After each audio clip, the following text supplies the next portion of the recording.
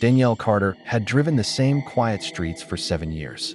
Every morning, she loaded her white postal truck at the depot, stacked neatly with letters, packages, and the smell of fresh paper that always reminded her of library aisles. She knew the cracked sidewalks of Brookhaven, the squeaky hinges of Mrs. Lambert's front gate, and the way the Johnsons' golden retriever barked exactly 3 times before lying down on the porch. Brookhaven wasn't her only route, but it was the one she knew best. It was clean, tree-lined, and slow-moving.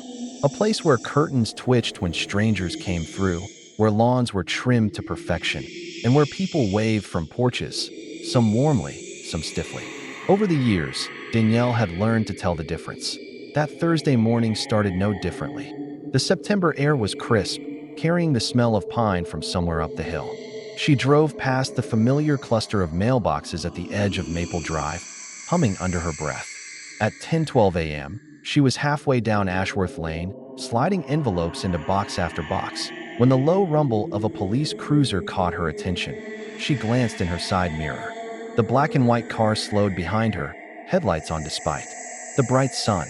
It stayed there, matching her speed, until she reached the corner and parked in front of 214 Ashworth. The cruiser pulled up beside her. The officer inside was tall, broad-shouldered, with a face carved into permanent suspicion. His name tag read Whitmore. "Morning, officer," Danielle said, stepping out with a small smile. "License and ID," he said, his voice flat. "I'm with the Postal Service," she replied, holding up her laminated USPS badge. "I'm delivering. My route." "You're on private property," Whitmore interrupted. "Residents have complained." Danielle's brows knit together. "Sir, this is a public street. And even when I walk up to doorsteps, I'm authorized to deliver. I'll decide what's authorized," he said. His gaze swept over her uniform, then lingered on the back of her truck. "Step away from the vehicle." A flicker of unease crawled up her spine. She'd been questioned before, people asking if she had their package or why something was late, but this was different. This man wasn't curious, he was accusing. "Officer, I have my schedule here," she said, reaching into the side pocket of her truck to pull out her route sheet. "Hands where I can see them," Whitmore snapped. The edge in his voice made her freeze. Slowly, she lowered the paper onto the dashboard. "What exactly am I being accused of?" she asked. "Package theft," he said. Her mouth went dry. "That's absurd. I deliver here every day. Stay where you are." He lifted a small camera from his belt and began taking pictures of her truck, her ID, even the stack of parcels in the back.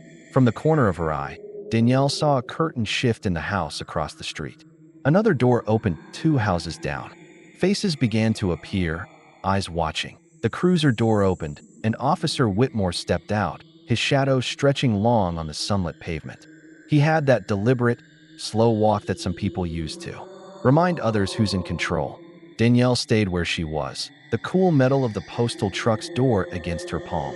"Step over here," he said, pointing to a patch of sidewalk. Her instinct told her to comply. Postal workers were trained to avoid confrontations, to de-escalate. But something about his tone made her pulse quicken. She glanced at her route sheet lying useless on the dashboard, as if it might somehow protect her. She moved to where he pointed. "You live around here?" he asked. "No," she said evenly. "I live in East Ridge. I've been delivering to Brookhaven for 7 years. Same route." He scribbled something in a small notepad. 7 years, huh? Ever have any packages go missing?" "Occasionally, but that happens everywhere. Usually it's porch theft, and customers file a claim." "It's not. Do you know the Wilsons?" Danielle thought for a second. "Yes. 318 Brookhaven Drive. Retired couple. They order a lot from. They filed a complaint this morning." Whitmore cut in. "Said a package was stolen off their porch yesterday. Said they saw someone in a USPS truck." "That would be me delivering it," she said sharply. "I scanned it at 11:04 a.m. I have the records in the system." Whitmore didn't answer. He looked her up and down again, his expression unreadable. Behind him, 2 teenagers had stopped on the sidewalk, pretending to look at their phones while clearly listening. Across the street, an older man in a golf shirt leaned against his mailbox. Eyes narrowed, Danielle felt heat rise in her face. She wasn't embarrassed, she was angry. Angry at the way the officer's presence had turned her into a spectacle. angry at the silent judgments from people she'd greeted with a smile for years. "Officer," she said, keeping her voice steady, "I'm happy to provide my supervisor's number, or you can call the regional postmaster. But I have work to do, and you're not going anywhere until I'm done," he said. The longer they stood there, the more people appeared. A woman in yoga pants paused mid-jog. A man watering his lawn let the hose fall slack, water pooling at his feet. Danielle could feel the collective weight of their eyes pressing in. She wondered what they were thinking. That she'd finally been caught doing something wrong? That she was dangerous? That she didn't belong here in the first place? Whitmore moved to the back of her truck. "Open it." She hesitated. "You don't have a warrant." He gave a thin smile. "You refusing? A lawful order. I'm saying this is federal property," she replied. "And unless you have probable cause or a federal warrant." He stepped closer, towering over her. "Lady, don't make this harder than it needs to be." Her heart was pounding now, not from fear alone, but from a deep, simmering rage. She'd seen other carriers deal with cranky customers, with barking dogs, with snowstorms that froze the locks on their trucks. But she had never stood in the middle of her route while a police officer treated her like she was one wrong breath away. From handcuffs, somewhere behind her, a phone camera clicked. Someone was recording. Danielle reached for her own phone. She called her supervisor, Mr. Reyes. "Reyes." His voice came through, calm and low. "It's Carter," she said quickly. "I'm on Ashworth Lane, and a police officer is accusing me of theft. He wants to search my truck." "Stay where you are," Reyes said. She could hear the scrape of his chair in the background. "I'm calling the station right now. Do not let him in that truck." She hung up, her fingers trembling, and slid the phone back into her pocket. Whitmore was watching her closely. "That your boss?" he asked. "Yes," she said. "Tell him to hurry," he replied, almost mockingly. "What makes you think I stole something?" she asked, forcing herself to meet his eyes. Whitmore's jaw tightened. "I go where the complaints lead, and I've had more than one in this neighborhood. About missing packages." "That's not evidence," she said flatly. "You raise your voice to me again," he warned, "and we'll see how fast I can find evidence." The absurdity of the statement nearly made her laugh, but there was nothing funny about this. She thought about her daughter, 16 years old, waiting for her to come home tonight. She thought about the years she had worked without a single write-up. And now, in the span of 15 minutes, all of that was being dragged through the mud. In front of the people she served, a car slowed as it passed, the driver craning his neck to see. Danielle recognized him. Mr. Jacobs, from Oak Hill Court. He didn't wave. He just stared. The low hum of a diesel engine grew louder. Danielle turned to see the familiar white and blue postal van pulling up behind her truck. Mr. Reyes stepped out before it even came to a complete stop. He was a short, barrel-chested man in his 50s, with a salt and pepper beard and the permanent squint of someone who'd spent decades in the sun, but he didn't greet her. His eyes went straight to Whitmore. "Officer," Reyes said, walking forward with deliberate calm. "I'm the supervisor for this route. Can you tell me what's going on here?" Whitmore didn't flinch. "We've had reports of theft from a resident this carrier serves. I need to inspect the inside of her vehicle." Reyes shook his head. "That's not going to happen without a federal warrant. This is United States Postal Service property. Any search without proper authorization violates federal law." Whitmore's lips thinned, but he didn't back away. "We're talking about stolen property. Are you saying you don't want to clear her name?" "I'm saying the law applies to everyone," Reyes replied, his voice steady but edged with steel. "By now, the crowd had grown. A few people were openly filming on their phones. Danielle noticed Mrs. Howard, the same woman who'd invited her to her granddaughter's birthday last summer, standing on her porch, arms folded. Her face carried no warmth, only quiet judgment. Danielle's jaw tightened.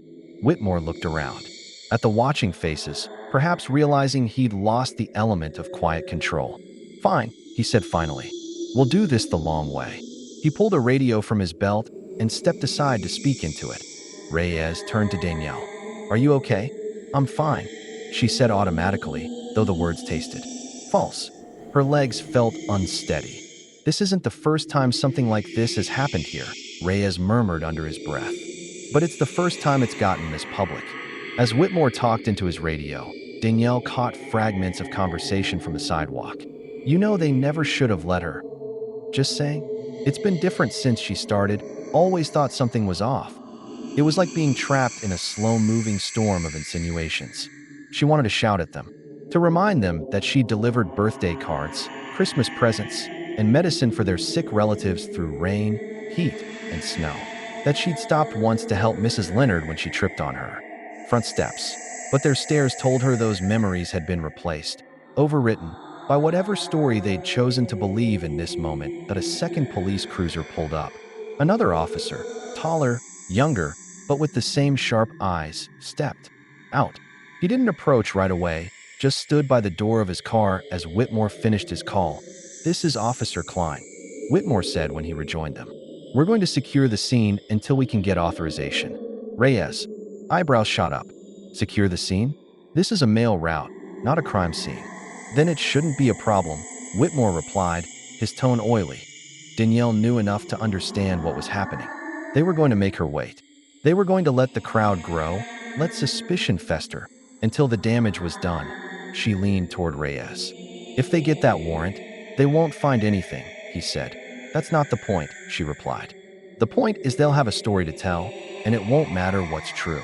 Reyes studied her for a moment, then nodded slowly, as if committing that thought to memory. 15 minutes passed. The sun beat down, sweat trickling down. Danielle's back. Then Whitmore's radio crackled.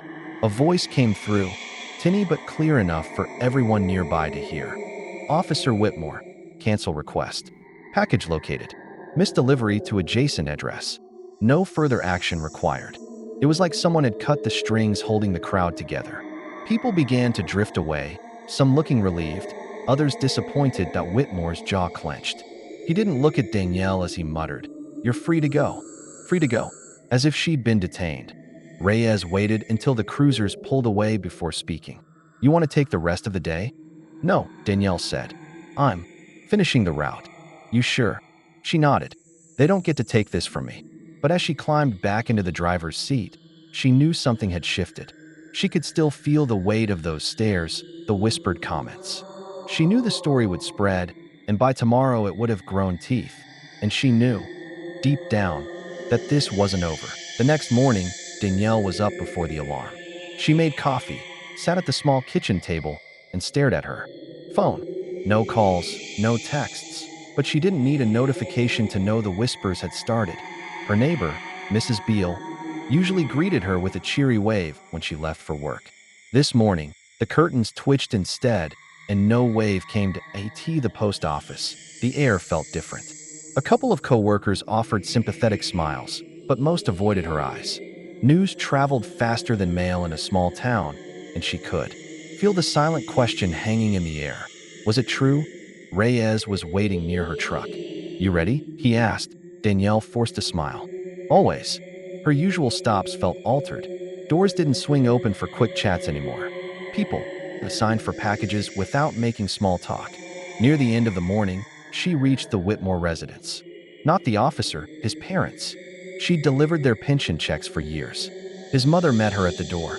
"I think we'll have the mail held at the post office from now on," Mrs. Whitmore said, her voice crisp, almost brittle. Danielle opened her mouth to reply, but the door was already closing. That afternoon, she found it, slipped under her windshield wiper while she loaded the truck. A single sheet of notebook paper, folded twice. "That we don't want trouble here. Maybe you should find another route." That no signature. Danielle looked around, but the street was empty except for a cat lounging on a fence. She shoved the note into her pocket and finished the route, but the words sat in her chest like a stone. The following day, as she poured coffee in the break room, two other carriers, Mark and Trina, were talking in hushed voices near the vending machine. Their conversation stopped abruptly when she walked in. Trina offered a quick smile that didn't reach her eyes. Mark didn't even look at her. Danielle pretended not to notice, but the isolation was sharper than she expected. Reyes pulled her aside before she left. "You let me know if anything else happens," he said. "Notes, calls, anything." She nodded, though she had no intention of telling him about the note. Not yet. Was a week later when Whitmore appeared again. She was unloading parcels in front of the Carrington house when his cruiser rolled up. "Still on this route?" he asked, stepping out. "Still my job," she replied without looking at him. "You should think about requesting a transfer," he said. "Some folks aren't comfortable." Danielle's blood ran hot. Some folks need to remember I'm here to do my work, not win a popularity contest. He smirked. Suit yourself. But remember, things can get difficult. 2 days later, she found a second note. This one was taped to her front door at home. Last warning. Leave before it gets ugly. Danielle sat on her couch that night, the note on the coffee table in front of her. The words were meant to scare her. They did. But they also sparked something else. Anger that she'd served this community faithfully. Rain, heat, holidays, she'd been there. And now, because of one man's arrogance and a town's willingness to believe the worst, she was being pushed out to NO. She wasn't leaving. It was late on a Thursday when the truth began to unravel. Mrs. Leonard, the elderly woman she'd helped months before, flagged her down. Honey, you watch yourself, she said in a low voice. Danielle leaned closer. That cop, Whitmore, he's been telling people you've been opening mail. Says he's got proof. Danielle's stomach dropped. That's a lie. Mrs. Leonard nodded. I know it. But he's been saying it at the diner, the church meetings, anywhere folks will listen. And you know how fast a lie travels. That night, Danielle lay in bed staring at the ceiling. Sleep wouldn't come. She replayed Mrs. Leonard's words over and over. Whitmore telling people she opened mail. Asterisk, it wasn't just a smear. It was calculated. The kind of accusation that could ruin her career if it reached the wrong ears in the postal service. Why would he do this? She had embarrassed him once, sure, but this level of persistence was unsettling. There had to be more to it. She got out of bed, made tea, and opened her laptop. If Whitmore had a past, maybe it was online somewhere. A few articles popped up when she searched his name, mostly local coverage of charity events, awards for community policing, the occasional small-town puff piece. But one name kept appearing. In the comments section of old articles, H. Kellerman. Most comments weren't flattering. They mentioned abuse of power, lying in reports, and ruined lives. Danielle dug deeper. She found an archived forum post from 5 years earlier, where someone described being harassed by Whitmore after refusing to cooperate with an investigation. The more she read, the clearer it became. She wasn't Whitmore's first target. The next morning, Danielle slipped the forum post printouts into her bag and headed out early. She stopped at the diner before her shift, partly for coffee, partly to see if anyone would talk. That's where she ran into him. A wiry man in his late 50s, weathered face, sitting alone at the counter. When she asked if the seat next to him was taken, he gave a small smile. You're the mail lady Whitmore's been on about, he said. She froze. And you are? Name's Hank Kellerman. Over 2 mugs of coffee, Hank told her his story. He'd once owned a small garage in town. Whitmore, back then a fresh officer, had pulled him over and claimed Hank's inspection stickers were fake. Hank protested. He'd done everything by the book, but Whitmore had been relentless. He raided Hank's garage under a tip, claimed to find stolen auto parts, and though charges were eventually dropped, the damage was done. His business collapsed under the cloud of suspicion. Whitmore doesn't just enforce the law, Hank said. He uses it as a weapon when he feels disrespected. By the time Danielle left the diner, her mind was racing. Whitmore's pattern was clear. Pick a target, fabricate a narrative, spread it through the grapevine until the community turned against them. This wasn't about her ID, her route, or any property rights. It was about control, and she'd challenged him in public. She realized something else. If she didn't fight back strategically, she wouldn't just lose her job, she'd lose her reputation forever. That night, Danielle began a plan. Step 1. Document everything. Every note, every confrontation, every witness. She bought a small voice recorder and kept it in her uniform pocket. Step 2. Allies. Hank was one. Mrs. Leonard might be another. She'd need more. Step 3. Expose Whitmore in a way that would make the town see him for who he really was, without giving him the chance to twist the story first. The next morning, Danielle pulled into Birchwood Lane. Whitmore's cruiser was parked at the far end, angled as though he'd been waiting. He stepped out, adjusting his belt, the winter sun glinting off his badge. Morning, he said flatly, though the corners of his mouth twitched into something that wasn't quite a smile. Danielle kept her tone neutral. Officer. She handed a parcel to Mrs. Raines on the porch, aware of Whitmore's eyes on her the whole time. As she walked back to her truck, she noticed something in her side mirror. Whitmore jotting something in a notepad. gaze fixed on her license plate. Over the next week, Danielle felt a change in the air. Mr. and Mrs. Powell, usually warm, now gave curt nods instead of cheerful greetings. The young mother at 18 Birchwood no longer waved as she passed. It was Mrs. Leonard who confirmed her suspicion. "I heard at the grocery store that you've been delivering mail late on purpose," she said softly, almost embarrassed. "That's what they're saying now." Danielle clenched her jaw. Another seed planted. Another whisper taking root. It happened on Thursday. Danielle opened the back of her truck to sort the next batch when she spotted it. An envelope addressed to a Birchwood resident, but with a strange scrawl across the top. Opened in error. She never made such notes. Her stomach sank. Had Whitmore planted it, she checked the time. If she confronted him now, she'd be doing exactly what he wanted, acting out in public. Instead, she photographed it from every angle, slipped it into a Ziploc bag, and placed it under the seat. That evening, she stopped by Hank's workshop, the smell of grease and oil hanging in the air. "You're in the early stages," Hank said when she told him about the envelope. "This is how he works. Next comes a formal complaint. Then an incident that makes you look dangerous." Danielle frowned. "So what do I do?" "You outlast him," Hank replied. "You keep every scrap of proof, every witness name. But you don't play his game. He wants you rattled, reckless." Danielle nodded, but she couldn't shake the image of Whitmore's smirk in the street that morning. That Monday's mail brought an official-looking envelope from the regional postal office. Inside, a notice that a complaint had been filed against her, anonymous, of course, alleging inconsistent delivery practices and mishandling of customer property. Her heart hammered as she read the words. She knew exactly who had filed it, but without proof, she couldn't say his name.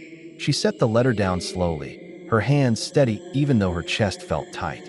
If Whitmore thought this would scare her into quitting, he didn't know her well enough. On Tuesday morning, Danielle noticed it again. Neighbors watching from windows, blinds twitching shut when she looked up.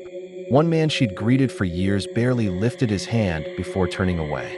She wondered if they even knew what exactly they were suspicious of, or if suspicion itself had become enough.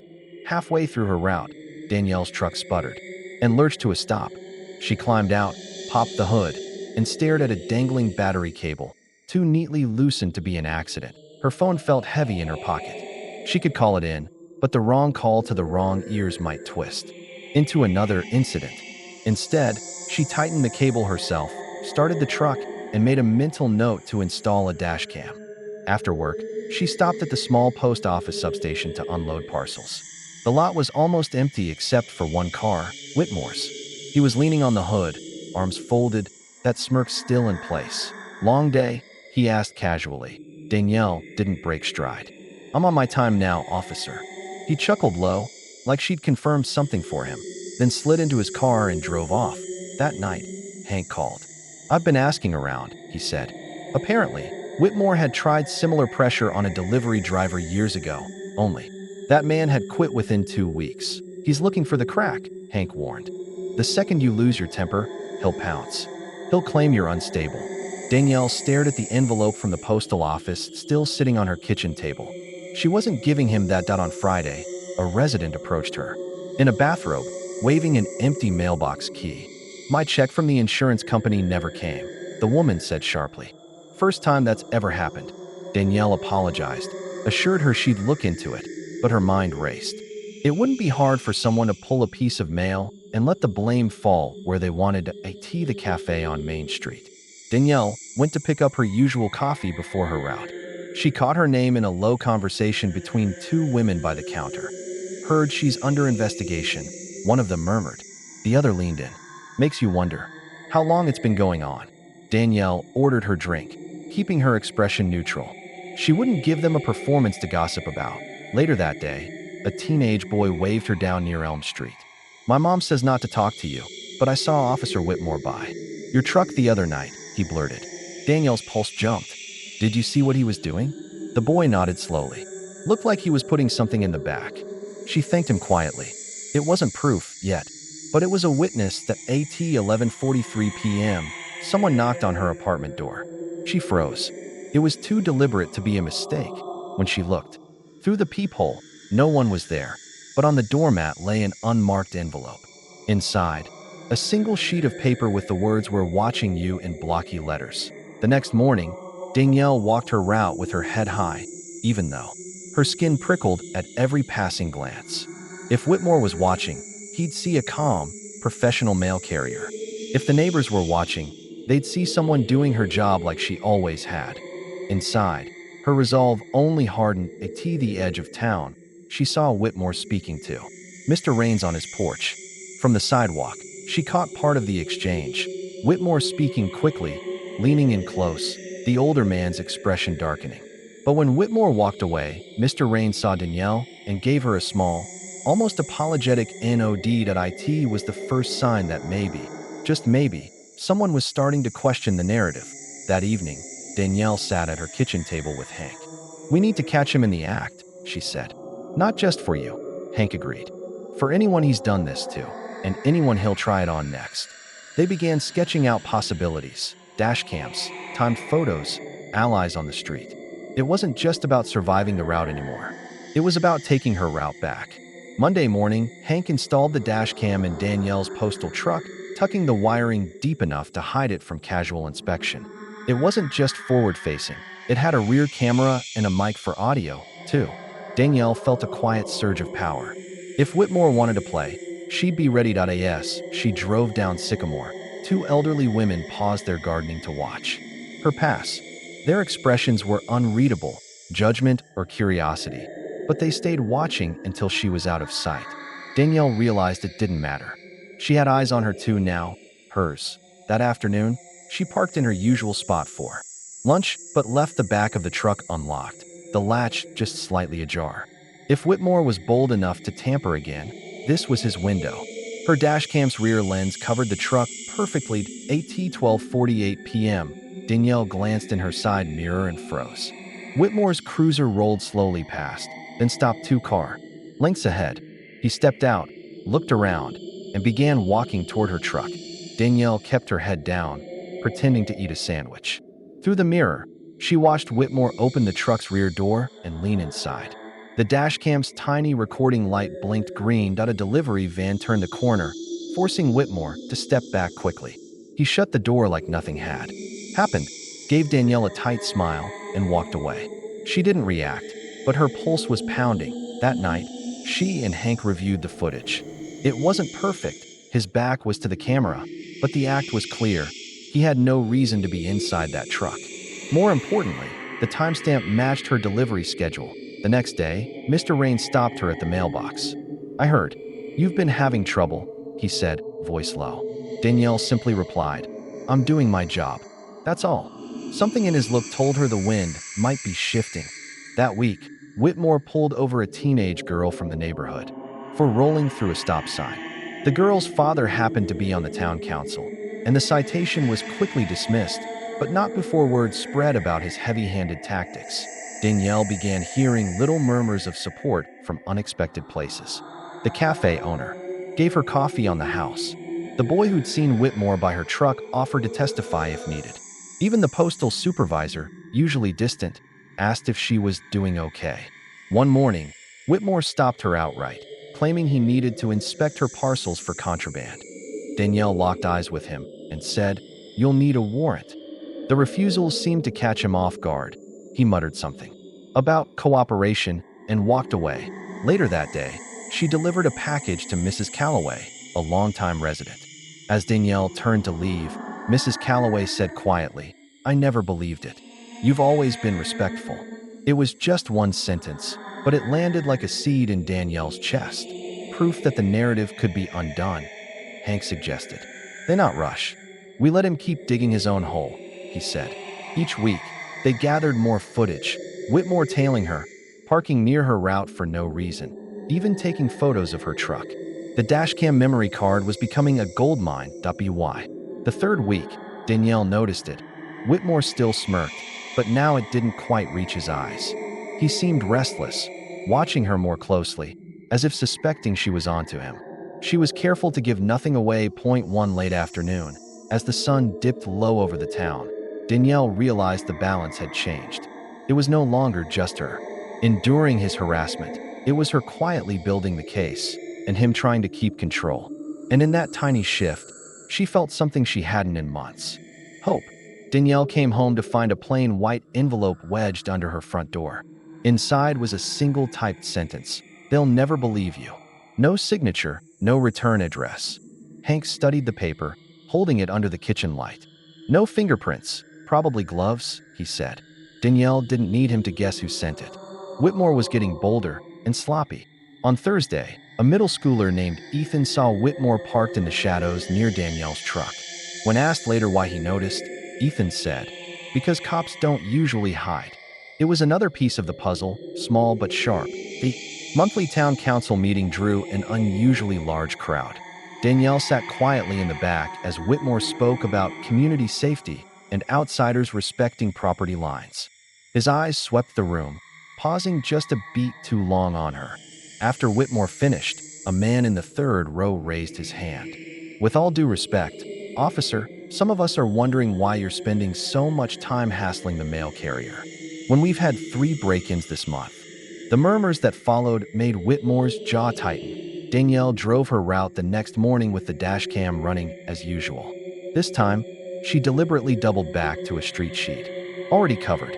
Sure enough, Whitmore's cruiser appeared within minutes, shadowing her. When he finally pulled alongside, Whitmore leaned out his window and said, "Making unusual stops today, Danielle?" She smiled faintly. "Funny, you seem to know exactly where I've been."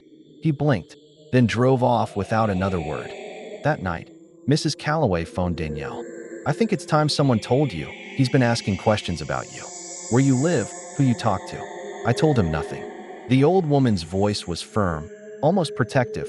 Hank started contacting a few of his former colleagues, people who'd dealt with harassment complaints before. They advised patience, documentation, and most importantly, keeping allies informed without tipping Whitmore off. Danielle was halfway through shopping when she noticed Whitmore in the next aisle, pretending to browse canned goods. He followed her through 3 more aisles before she finally turned and said, "Want me to add you to my route list?" The nearby shopper stared. He left without buying a thing. The next day, Whitmore looked different, slightly unkempt, his uniform shirt wrinkled. Danielle wondered if her unshakable calm was starting to get under his skin. "Predators," Hank had once told her, "don't like when prey stares back." One of the cafe workers slipped Danielle a folded napkin. Inside was a phone number and the words, "I saw him by your truck last week. Call me if you need a statement." She tucked it into her pocket like a treasure that a local blogger wrote a short piece titled "Harassment on Main Street," without naming names, but the story's description left little doubt. By the next day, the comments section was buzzing, half defending Whitmore, half questioning him. The IT was subtle at first, people nodding at Danielle as she passed, others avoiding her entirely. The grocery store cashier smiled more warmly. The post office clerk avoided eye contact. A divide was forming, and it was visible in every corner of town. That evening, Danielle sat at her kitchen table, the dashcam footage spread out on Hank's laptop. They had hours of material, multiple witnesses, and growing public curiosity. Hank asked, "You ready to go to the next level?" Danielle didn't hesitate. "Yes." Hank uploaded the first dashcam clip to a private link and sent it to 3 trusted contacts, 2 bloggers, and a local news reporter. The video showed Whitmore tailing Danielle for nearly an hour without cause. It was impossible to misinterpret. By morning, the clip was circulating in private Facebook groups. Danielle's phone buzzed constantly, messages from people she barely knew, all saying the same thing. "I saw this. I believe you." When Danielle passed him on her route, Whitmore didn't speak. He just stared, a muscle ticking in his jaw. The calm mask was gone. The Friday farmers market conversations kept halting as Danielle walked by. Some people offered sympathetic nods, others avoided her altogether. In small towns, silence is often the loudest sound. Next step, Hank said, is full release. Once it's public, he can't control the narrative. Danielle hesitated. "And once it's public, I can't take it back." At exactly 7 p.m., Danielle posted a 3-minute compilation, footage, timestamps, and a short caption. "This is what delivering your mail looks like in Maple Hollow." No commentary, no names. But everyone knew. Within hours, the video had 12,000 views, more than twice the town's population. Comments flooded in, mixing outrage with denial. Some swore Whitmore was just doing his job. Others demanded his resignation. A voice she didn't recognize said, "Miss Harris, the chief would like to speak with you about the footage." She replied evenly, "Tell him to email me. I'm at work." The cafe worker who'd slipped her the napkin met Danielle in the back booth. She handed over a flash drive. "Security camera caught him touching your truck. You'll want this." "Chief," Roland called her directly that night, "I'm advising you to remove the video until we've reviewed it internally." Danielle said nothing for a long moment before replying, "Chief, the internet doesn't work like that." The next morning, Whitmore filed a formal complaint claiming Danielle had created unsafe conditions on her route. It was thin, almost laughable, but it forced her into a meeting at the post office. HQ.2 supervisors listened as Danielle laid out her documentation, dates, videos, witness statements. By the end, one leaned back and muttered, "We've seen this before. You're doing the right thing." The truck touching footage went online. This time, the comments shifted. More people who'd been silent were now openly critical of Whitmore. It was the turning point Hank had been waiting for. A regional TV van parked outside the cafe, drawing gawkers. Reporters stopped Danielle mid-route for interviews. Her calm, matter-of-fact answers made her even more credible. For 3 straight days, no one saw his cruiser. Rumors flew: suspension, reassignment. Danielle didn't believe he was gone. Predators rarely leave quietly. From an untraceable account came one line, "They'll turn on you next." Hank read it and said, "Good. That means he's losing." It had nothing to do with her case, but Danielle attended anyway. When Whitmore entered late, the murmurs were immediate. For the first time, he looked like the outsider. A man stood during the open floor session. "Officer Whitmore, why are you still patrolling after everything that's come out?" Whitmore's answer, defensive, sharp, only deepened the divide. Hank stitched all the clips together, dashcam, security footage, interviews, and sent them to a national investigative channel. The subject line read, "Small town harassment. Proof attached." 3 days later, Danielle woke to find the national story live. Her name, his name, every clip, every witness. Maple Hollow wasn't whispering anymore. It was shouting. The day after the national story aired, Maple Hollow felt like it had a fault line running through its center. Half the residents wanted Whitmore gone immediately. The other half muttered about outsiders stirring trouble, conveniently forgetting Danielle had been delivering their mail for nearly a decade. The Police Oversight Board called an emergency, closed-door meeting. Reporters camped outside the brick municipal building, waiting for any hint of the outcome. Inside, Whitmore sat stiffly at the end of a long table, his attorney whispering in his ear. When they called her in, the boardroom went still. She spoke, plainly, without anger, describing each encounter, each escalation, and how her proof had been obtained. By the end, one board member's pen had stopped moving entirely. Hank had been holding back one clip, audio from the day Whitmore stopped Danielle in the ring. It captured him saying, "I don't care if you have an ID. You don't belong here." When the board heard it, the air shifted. The board voted 5-2 for immediate suspension pending investigation. It wasn't termination, but it stripped Whitmore of his badge and gun that night. Outside, someone caught him on camera walking to his truck in plain clothes. Maple Hollow held a public forum to address recent events. Danielle sat in the back, hands folded. Dozens of residents stood to speak, some thanking her, others accusing her of hurting the community. The irony wasn't lost on her. 2 weeks later, Danielle resumed her route without incident. No more cruisers trailing her, no more sudden stops. Mailboxes that had once been silent now had handwritten notes inside. "We're with you." One evening, as she was closing her truck, the cafe worker approached. "They're saying he might not come back," she said. Her voice carried both relief and a strange sadness. Small towns hate losing their villains as much as their heroes today. Plain envelope arrived at Danielle's door. Inside was a single sheet. "You stood up. We saw. Thank you." No name. No return address. Just that. She kept it in the same drawer as her route maps. The seasons turned. Snow melted into spring mud, and Danielle's truck rattled down the same narrow streets. Maple Hollow was quieter now, but not because the past was gone, because someone had forced it into the light. And in that light, she walked her route, head high, knowing some rules are worth breaking.